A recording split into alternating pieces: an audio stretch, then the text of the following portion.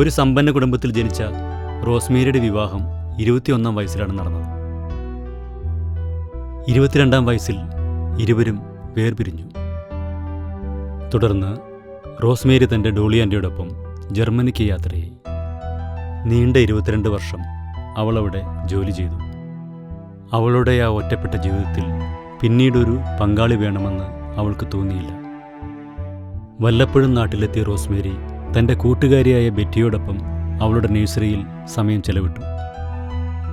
ഞായറാഴ്ചകളിൽ അവൾ പള്ളിയിൽ പോവുക പതിവായിരുന്നു. ക്രിസ്തുവിൽ പ്രിയമുള്ള സഹോദരീ സഹോദരന്മാരെ, 1,20,000-ൽ പരം പേർ ജീവിച്ചിരുന്ന നിനവേ നഗരം 40 ദിവസത്തിനുള്ളിൽ നശിപ്പിക്കപ്പെടുമെന്ന് യോന പ്രവാചകനിലൂടെ കർത്താവ് അവിടുത്തെ ജനത്തെ അറിയിക്കുന്നു.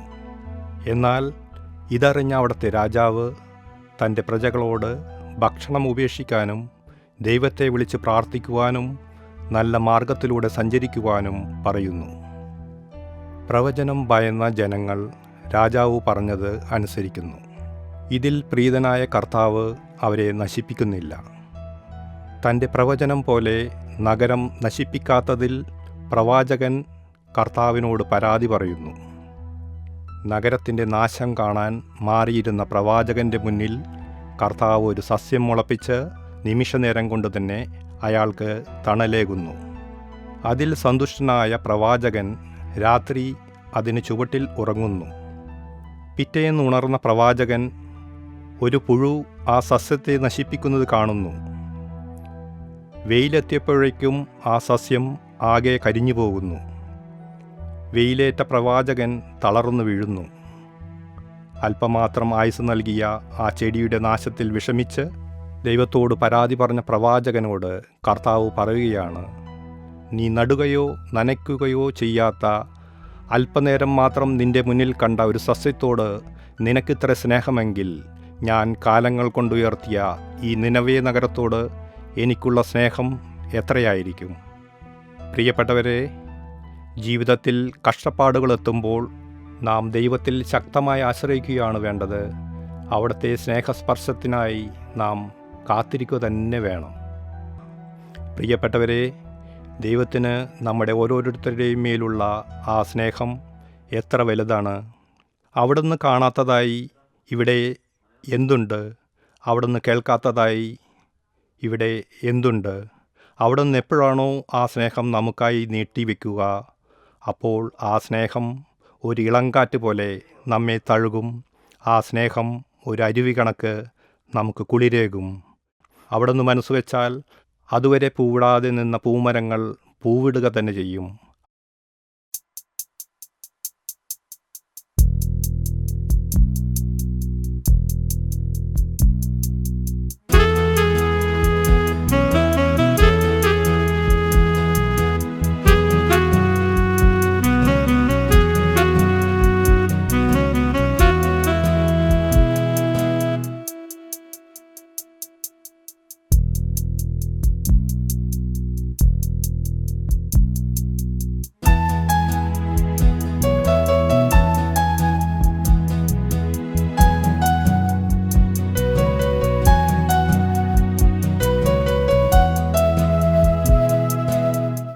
അമ്മേ, ഞാൻ ടൂർ പോയിക്കോട്ടെ അമ്മേ? ക്ലാസ്സിലെ എല്ലാ പിള്ളേരും ടൂർ പോകുന്നില്ലല്ലോ, അപ്പോൾ നീയും പോണ്ട. പോയിരുന്നു വല്ലതും പഠിക്കുവച്ചേ. ചെമ്പ് നനഞ്ഞ് വളയുമായി ആള് കൂടുന്നിടത്ത് ചെല്ലാൻ തന്നെ മടിയാണ്. എത്ര വളയുണ്ടായിരുന്നതാ കല്യാണം കഴിഞ്ഞ് വരുമ്പോൾ. ഓരോന്ന് വിൽക്കുമ്പോഴും രഘുവേട്ടൻ പറയും, ഓണമാകട്ടെ, ബോണസ് കിട്ടട്ടെ. വന്ന് മുക്കിൻ്റെ ഒരു വള വാങ്ങണേ, ബോണസ് കിട്ടണമെന്നായി. അതിൻ്റെ ഇടയ്ക്ക് അവക്കൂടെ ഒരു ടൂറ്. പോയിരുന്നു 4 അക്ഷരം പഠിക്കും.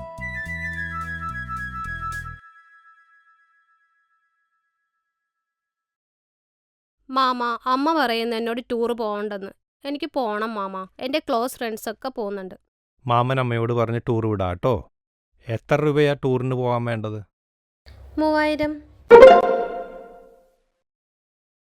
നീ ചോദിച്ച 5000 ഇപ്പം ജീപ്പ് ചെയ്തിട്ടുണ്ട്. തിരിച്ചു തരുന്ന കാര്യമല്ലോ വെച്ചാൽ നീ ബേജാറാവണ്ട. റഫീഖെ, ഇപ്പം തന്നെ 25,000 ആയി. വാങ്ങുന്നതൊന്നും തിരിച്ചു തരാൻ പറ്റുന്നില്ലല്ലോടാ, കടം കൂടുന്നതല്ലാതെ. അതും സാരമല്ലടാ. നിന്റെ ചെറിയ ജോലിയല്ലേ, വേണ്ട പ്രാരാബ്ദമുണ്ട്. എന്നിട്ട് നിനക്ക് ഈ പൈസ എങ്ങനെ തരാൻ പറ്റുന്നു? സൈഡ് ബിസിനസ് ഉണ്ട് പ്രശാന്തേ. എന്ത് സൈഡ് ബിസിനസ്? എന്നെയും കൂട്ടറാ. അത് നിനക്കൊന്നും പറ്റുന്ന പണിയല്ലടാ. അതെന്താടാ? വല്ല സ്വർണ്ണക്കടത്തോ മയക്കുമരുന്നോ വല്ലോ ആണോ? അതൊന്നുമല്ല, പുറത്തു പറയാൻ കൊള്ളില്ലടാ. എന്നോട് പറയാൻ നിനക്കെന്താടാ ബുദ്ധിമുട്ട്? ജോസിനും കൊടുക്കാനുണ്ട് ഒരു 5000. മാസം 20,000 കിട്ടണതിൽ വാടക കഴിഞ്ഞാൽ പിന്നെ ബാക്കി പെങ്ങക്ക് കൊടുക്കും. എന്താവാനാ, ഒരുമിച്ചായതുകൊണ്ട് കഞ്ഞുടിച്ചു പോകണു. വല്ല അസുഖവും വന്നാൽ കഴിഞ്ഞു. നിന്നോട് പറഞ്ഞാൽ എനിക്കെന്താ, പക്ഷെ ആ പണിക്ക് നീ ഒന്നും വരാൻ പോണില്ല. എന്തായാലും നീ പറ. ഈ കാശുള്ള കുറേ അമ്മച്ചിമാരുണ്ട്. ഭർത്താവായി പിരിഞ്ഞവരും ഭർത്താവ് മരിച്ചവരും ഭർത്താവ് ഉണ്ടായിട്ടും കണ്ണിന് കണ്ടുകൂടാത്തവരും. അങ്ങനെ കുറേ പേർ. അവർക്ക് സെക്സി എന്നാന്നാ പറയണേ, പക്ഷെ അങ്ങനെയൊന്നുമല്ല. ചിലർ മുഖത്തടിക്കും, ചിലർ ചിലതെല്ലാം ചെയ്യിപ്പിക്കും. ചിലർക്ക് ആണുങ്ങളോടൊരു പകയാണ്, അത് തീർക്കലാണ്. ഒരു ദിവസം പോയി വരുമ്പോൾ 10,000 രൂപ കിട്ടും. മുഖത്തടിക്കുകയോ മുടിക്ക് കുത്തിപ്പിടിക്കുകയോ ചെയ്താൽ ചിലപ്പോൾ സ്പെഷ്യലായിട്ട് ഒരു 5,000 കൂടി കിട്ടും.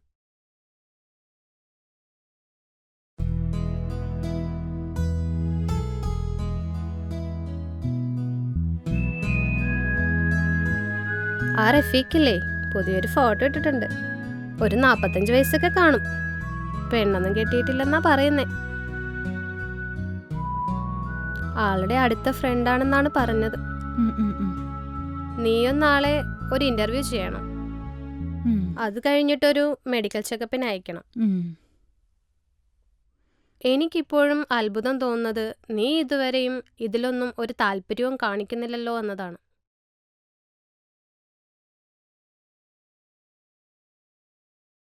എന്തോ എനിക്കിതുവരെ ഒരാളോടും അത്തരത്തിലൊന്നും തോന്നിയിട്ടില്ല. ഒരു 3 പെഗ്ഗടിച്ചാൽ സുഖമായി കിടന്നുറങ്ങാം, അത് മതി. നീ നഴ്സറിയിൽ ചെന്ന് റോസ്മേരി മാഡത്തെ കാണാൻ വന്നാന്ന് പറഞ്ഞാൽ മതി. മാഡത്തിനോട് റഫീഖ് പറഞ്ഞ ആളെന്ന് പറ. അവർക്ക് നീ കുഴപ്പമില്ലാത്ത ആളെന്ന് തോന്നിയാൽ അവരുടെ ഗ്രൂപ്പിൽ ചേർക്കും. അപ്പോൾ ആവശ്യക്കാർ വിളിക്കും. അതാണ് അവരുടെ രീതി.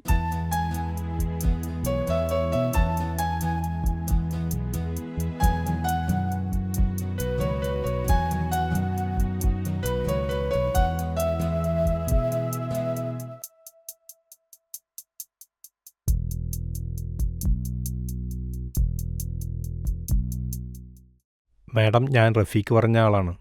ആ, ഇരിക്കൂ.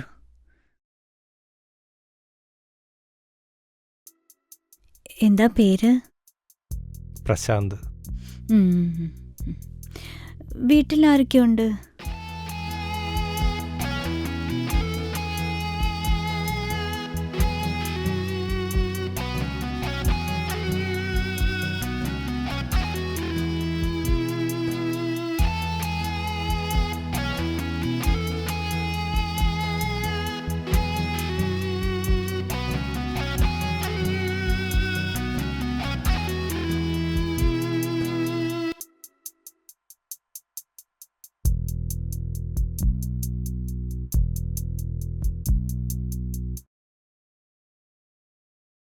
ബെറ്റി, ഞാൻ ആകെ അപ്സെറ്റായിപ്പോയി ബെറ്റി. ഒന്നും അങ്ങോട്ട് ചോദിക്കാൻ പറ്റിയില്ല. ഓ, അത് സാരമില്ല. എന്താ പറ്റിയത്?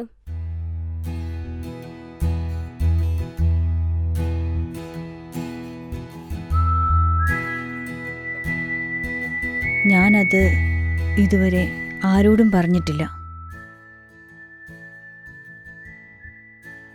പണ്ട് കോളേജിൽ പഠിക്കുമ്പോൾ എനിക്ക് ഇംഗ്ലീഷ് ട്യൂഷൻ എടുക്കാൻ വീട്ടിലൊരു മാഷ് വരുമായിരുന്നു. എനിക്ക് ആളെ വലിയ കാര്യമായിരുന്നു. എൻ്റെ ഇഷ്ടമറിഞ്ഞ അമ്മ മാഷിനെ ശരിക്കും ഇൻസൾട്ട് ചെയ്തു വിട്ടു. ഒരു ദരിദ്രവാസി എന്ന് പറഞ്ഞ് തന്നെ ആട്ടിയെന്ന് പറയാം. ആ ആട്ട് മാഷിനെ എത്ര വേദനിപ്പിച്ചിട്ടുണ്ടാകുമെന്ന് പിന്നീടാണ് എനിക്ക് മനസ്സിലായത്. കാര്യം മാഷ് തീരെ പാവപ്പെട്ട ഒരാൾ തന്നെയായിരുന്നു. എന്നാലും ചട്ടുകാലിനെ ചട്ടുകാലെന്ന് വിളിക്കുമ്പോഴും പൊട്ടനെ പൊട്ടനെന്ന് വിളിക്കുമ്പോഴും അവരുടെ മനസ്സിലൊരു നീറ്റലുണ്ടാവില്ലേ? ആ നീറ്റൽ അന്ന് എൻ്റെ മാഷിനും ഉണ്ടായി കാണും. കാര്യം ഒരു കുറവ് തന്നെയാണ്. പക്ഷെ അത് പറഞ്ഞു കുത്തുമ്പോൾ ഉള്ളിൽ വല്ലാത്തൊരു വേദന തന്നെയായിരിക്കും. എന്നിട്ട് ആളെ പിന്നീട് നീ കണ്ടില്ലേ? ഇല്ല, പാവം അതെങ്ങോട്ടോ പോയി. വാടകയ്ക്കായിരുന്നു താമസം. ഇന്ന് വന്ന ആളെ കണ്ടപ്പോൾ, ആ മുണ്ടൊക്കെ ഉടുത്ത് വരുന്നത് കണ്ടപ്പോൾ മാഷ് വരുന്നത് പോലെ തോന്നി. റഫീഖ് അയച്ചു തന്നത് ഒരു കൂളിംഗ് ഗ്ലാസ് ഒക്കെ വെച്ച് ഒരു മോഡേൺ ലുക്കുള്ള ഒരാളുടേതായിരുന്നല്ലോ. അതൊരെടുപ്പിന് വേണ്ടി അയച്ചതാണെന്നാണ് പറഞ്ഞത്. ഇതിപ്പോൾ ആ ഫോട്ടോ ഞാൻ മാത്രമേ കണ്ടിട്ടുള്ളൂ. നിനക്ക് അങ്ങനെയൊക്കെ തോന്നുന്നെങ്കിൽ ഫോട്ടോയും നമ്പറും ഒന്നും ഞാൻ ഗ്രൂപ്പിലിടുന്നില്ല. ഞാൻ പറയുന്നത് ആളെ നീ എവിടെയെങ്കിലും വിളിച്ച് കുറച്ച് സംസാരിക്കണമെന്നാണ്. നിനക്കിങ്ങനെ തോന്നുന്നത് ആദ്യമായിട്ടല്ലേ? നിന്റെ ഈ ഒറ്റയ്ക്കുള്ള ജീവിതം കാണുമ്പോൾ എനിക്ക് സഹിക്കാൻ പറ്റാത്തത് കൊണ്ട് പറയുന്നതാണെന്ന് നീ വെച്ചോ. നീ ആളെ വിളിക്ക് ചുമ്മാ. അയാൾ ഇതുവരെ കല്യാണം കഴിച്ചിട്ടില്ലെന്നല്ലേ പറയുന്നേ? എനിക്ക് തോന്നുന്നത് ഒരുപക്ഷെ അത് ദൈവം നിനക്ക് വേണ്ടി മാത്രമായി മാറ്റിവെച്ചതായിരിക്കുമെന്നാണ്.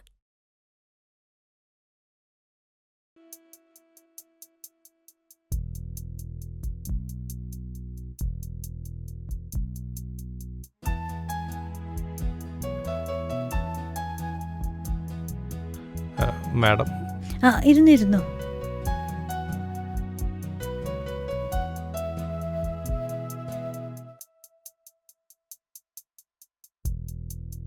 സോറി മാഡം, ബസ് ബ്ലോക്കിൽ പെട്ടു. ഞാൻ കുറച്ച് വൈകിപ്പോയി. Don't mind. ബസ്സിനാണോ? ബൈക്കില്ലേ? ഇല്ല മാഡം.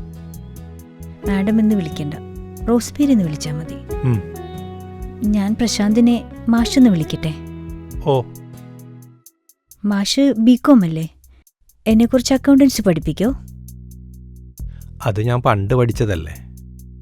ഇപ്പോൾ അതൊക്കെ പഠിപ്പിക്കണമെങ്കിൽ ബുക്ക് റെഫർ ചെയ്യേണ്ടി വരും. എന്നാ പോട്ടെ. സ്കൂളിലെ കണക്ക് പഠിപ്പിക്കാമോ? ഈ A+B² പോലെ എന്തെങ്കിലും? പെങ്ങളുടെ കുട്ടിക്ക് കണക്ക് പറഞ്ഞു കൊടുക്കാറുണ്ടെന്നല്ലേ പറഞ്ഞത്? ആ, അതുണ്ട്. എന്നാ അതാ പേപ്പറും പെന്നും. എന്നെ ഒന്ന് പഠിപ്പിക്കും മാഷേ.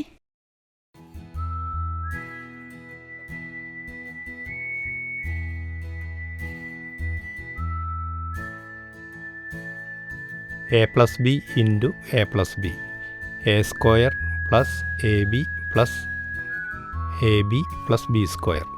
മാഷ് എന്തിനാ പേടിക്കുന്നേ? മാഷും ഞാൻ സ്റ്റുഡൻറ്റും അല്ലേ? മാഷപ്പോൾ അതിൻ്റെ ഗൗരവത്തിൽ പഠിപ്പിച്ചോ. ഞാനല്ലേ പേടിച്ചിരിക്കേണ്ടത്? ദേ, ഇതുവരെ എന്നെ റോസ്മേരി എന്ന് വിളിച്ചില്ല. എന്താ വിളിക്കൂലേ?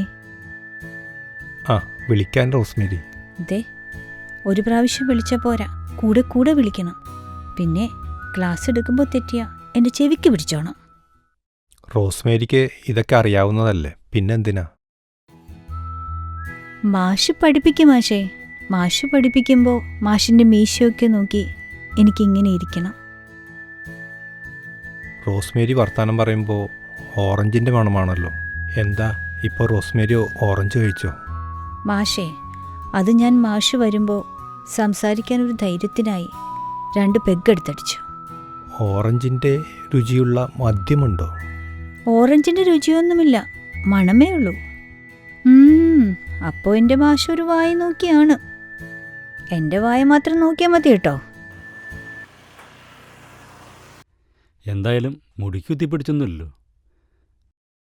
ഓരോരുത്തർക്കും ഓരോ വട്ടാണ്.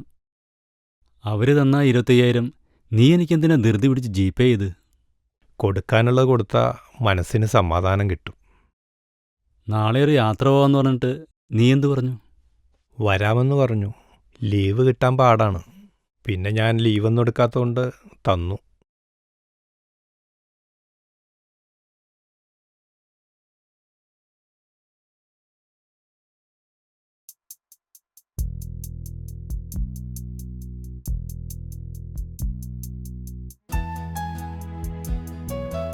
മാഷേ, എന്നെ കാണാനൊരു ഭംഗിയില്ലല്ലേ? ആരാ പറഞ്ഞത് റോസ്മേരി സുന്ദരിയല്ലെന്ന്? എന്നിട്ടെന്താ ഈ മാഷ് എന്നെ നോക്കാതെ ഈ മരങ്ങളുടെ ഭംഗി നോക്കി നടക്കുന്നേ? ഞാൻ അങ്ങനെയൊക്കെ റോസ്മേരിയെ നോക്കാൻ പാടുണ്ടോ റോസ്മേരി? Why not? ഈ റോസ്മേരി മാഷിന്റെ അല്ലേ മാഷേ? മാഷിന്റെ സ്വന്തം. ഏയ്, അതിനുള്ള ഭാഗ്യം എനിക്കുണ്ടെന്ന് തോന്നുന്നില്ല റോസ്മേരി. എന്നാ മാഷേ, ഈ മരങ്ങളൊക്കെ നോക്കി നിൽക്കെ മാഷിനെ ഞാനൊന്ന് ചുംബിക്കട്ടെ?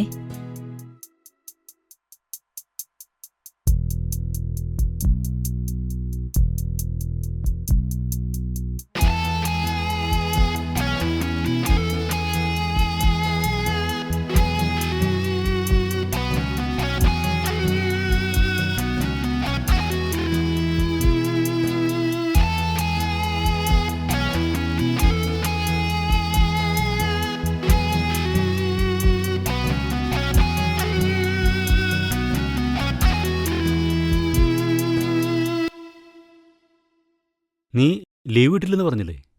പറഞ്ഞു. അപ്പോൾ പറയണ രാജിവെക്കാൻ. എന്നിട്ട് വേറെ 2 ലക്ഷം രൂപ കൂടി തന്നു. നീ അതെന്നിട്ട് എന്ത് ചെയ്തു? പെങ്ങക്ക് ഒരു ചെറിയ സ്വർണ്ണവള വാങ്ങി.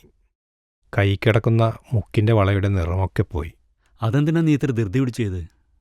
എടാ, നീ ജോലി കളഞ്ഞിട്ട് ഇനി അടുത്ത മാസം മുതൽ വീട്ടിൽ ചെലവിന് പൈസ കൊടുക്കണ്ടേ? അവരാണെ നിന്നെ ഗ്രൂപ്പിൽ ഇട്ടിട്ടുമില്ല. വളക്ക് 85 ആയുള്ളൂ. ജോസിന് 5000 കൊടുത്തു. ബാക്കിയുണ്ട്, അതിൽ നിന്ന് കൊടുക്കാം.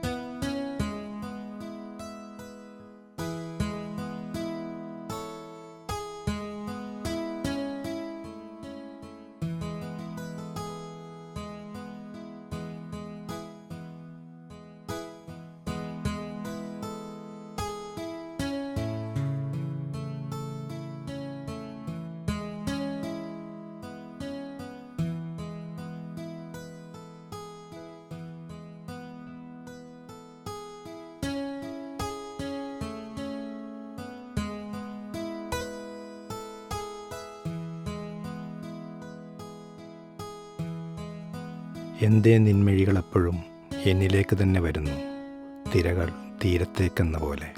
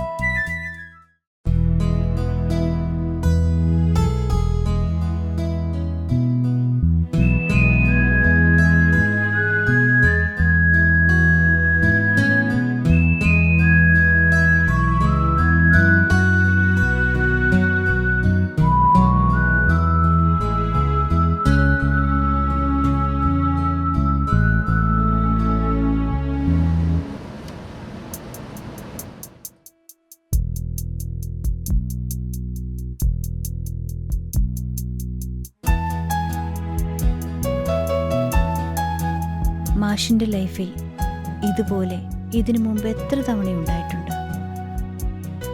ഇല്ല റോസ്മേരി, ഇതാദ്യമാണ്. ഇങ്ങനെയൊക്കെ എൻ്റെ ജീവിതത്തിൽ ഉണ്ടാവുമെന്ന് ഞാൻ ഒരിക്കൽ പോലും വിചാരിച്ചിട്ടുമില്ല. ശരിക്കും ശരിക്കും എനിക്ക് ചോദിക്കാവോ എന്നറിയില്ല. റോസ്മേരിക്ക് ഭർത്താവല്ലാതെ വേറെ ആരെങ്കിലുമായി ഇങ്ങനൊരു അനുഭവം ഉണ്ടായിട്ടുണ്ടോ? ഇല്ല മാഷേ, എനിക്കും ഇതാദ്യമാ. ഭർത്താവിന് ഒരു പ്രണയമുണ്ടായിരുന്നു. വീട്ടുകാരുടെ നിർബന്ധപ്രകാരമാണ് ആൾ എന്നെ കിട്ടിയത്. ആൾ എന്നോട് മിണ്ടുക പോലുമില്ലായിരുന്നു. രണ്ടുപേർക്കും ആ ബന്ധം ഒരു ഭാരമായി തോന്നിയപ്പോഴാണ് ഞങ്ങൾ പിരിയാൻ തീരുമാനിച്ചത്.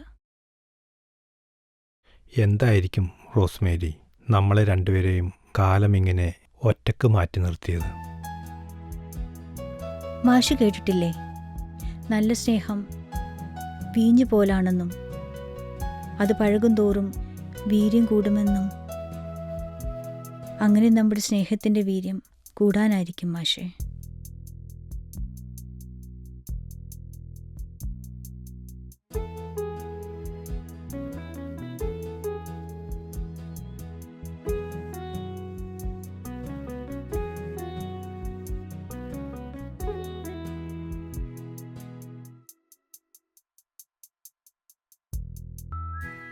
എത്ര എണ്ണമാണ് റോസ്മേരി ദിവസവും ഇങ്ങനെ വലിക്കുന്നത്? അത് മാഷേ ജർമ്മനിയിലെ തണുപ്പിൽ ശീലിച്ചതാ, ഈ പുകവലിയും മദ്യവും. ഡോളിയാൻ്റിയാണ് എന്നെ പഠിപ്പിച്ചത്. പുകവലി നിർത്തണം, അത് അപകടമാണ്. മദ്യം 3 പെഗ്ഗെന്നുള്ളത് 2 ആക്കണം. ആക്കാം, പക്ഷെ ആ 3-ൽ 1 പെഗ് മാഷ് കഴിക്കണം. അയ്യോ, എനിക്കതൊന്നും ശീലമില്ല റോസ്മേരി. ആഹാ, മാഷാള് കൊള്ളാലോ. ഞാൻ ഫിറ്റാവുന്ന കണ്ട് രസിക്കാമെന്ന് കരുതിയോ? അത് പറ്റില്ല. ഇന്ന് എന്തായാലും മാഷ് ഒരെണ്ണം അടിച്ചേ പറ്റൂ. ഫിറ്റായാൽ മാഷ് എങ്ങനെയുണ്ടെന്ന് എനിക്കും അറിയണ്ടേ. പണ്ട് കോളേജിൽ പഠിക്കുമ്പോൾ ഒരിക്കൽ 2 പെഗ് അടിച്ചിട്ടുണ്ട് ഞാൻ. അമ്പടെ വിരുതാ, എങ്കിൽ മാഷ് ഇന്ന് 2 പെഗ് അടിക്കണം. അയ്യോ, ഇന്നെന്തായാലും 1 പെഗ് മതി.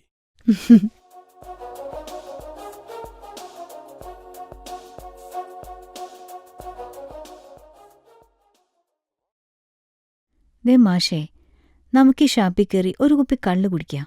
വേണ്ട റോസ്മേരി, ഇപ്പോൾ തന്നെ അധികമാ.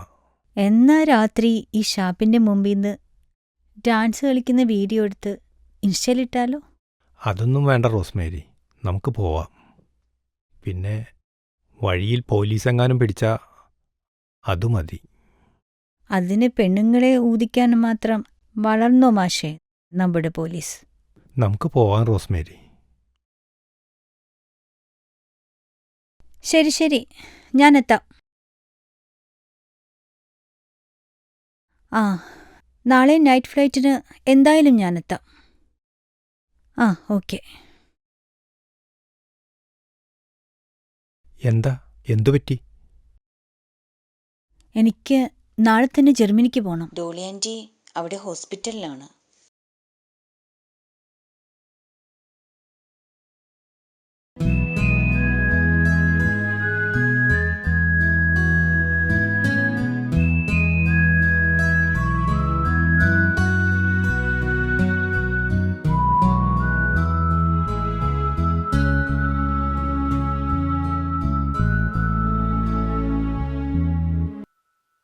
ഞാൻ പോകുന്നതുകൊണ്ട് മാഷിന് വിഷമായോ? ഏയ്, എനിക്ക് അമ്മയെക്കാളും അടുപ്പം ഡോളിയാൻറ്റിയോടാണ്. മാഷിന് പാസ്പോർട്ടുണ്ടോ? ഇല്ല. ഇല്ലേൽ കൈയോടെ എടുത്തു വയ്ക്കണം. മാഷുമായി വൈകാതെ എനിക്ക് ജർമ്മനിക്ക് പോകണം. ജർമ്മനിയിൽ പണ്ട് ഞാൻ ഒറ്റയ്ക്ക് നടന്ന വഴികളിലൊക്കെ എനിക്ക് ഈ മാഷിൻ്റെ കൈപിടിച്ച് നടക്കണം.